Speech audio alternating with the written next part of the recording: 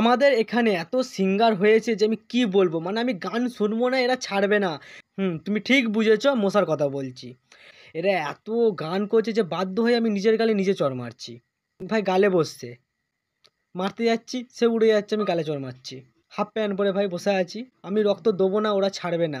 5 KG 6 KG 3 litre 4 litre ভাই রক্ত খেয়ে চলে যাচ্ছে।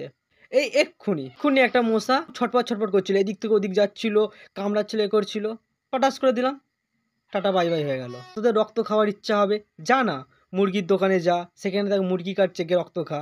খাসির দোকানে যা, সেখানে দেখ ছাগল কাটছে, সেখানে গিয়ে রক্ত খা। রক্ত ড্রেন দিয়ে বয়ে চলে যাচ্ছে, যা গিয়ে সেখানে খা, লিটার লিটার রক্ত পাবি, সেখানে গিয়ে খা।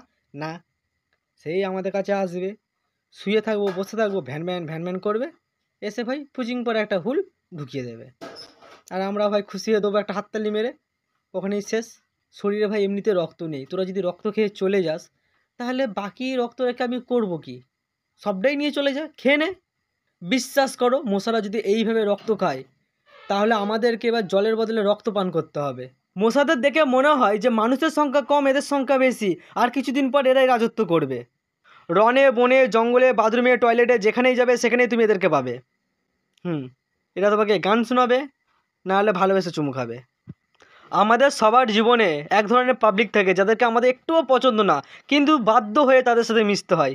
ঠিক সেরকম হচ্ছে মশাগুলো, একটুও পছন্দ না, তাদের গান শোনা, তাদেরকে আশেপাশে দেখা, তার সত্ত্বেও ভাই এদেরকে ঝেলতে হয়।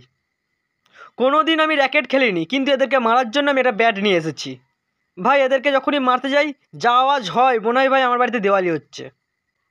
ভাই রে ভাই কি বলবো, মশা মারার জন্য ধূপ দিচ্ছি, মশারা ধূপের মধ্যে বসে টাইম পাস করছে। মশা মরবে না, ওই ধূপের গন্ধে মানুষ মরে যাবে। বুঝি না মশারাও কি আজকাল মাস্ক পরে কামড়াতে আসে? মশাদের জ্বালাতে মনে হচ্ছে এবার থেকে মশারি দিয়ে জামা প্যান্ট করে পড়তে হবে। মশারা কয় যা, মশারা মরে গেল।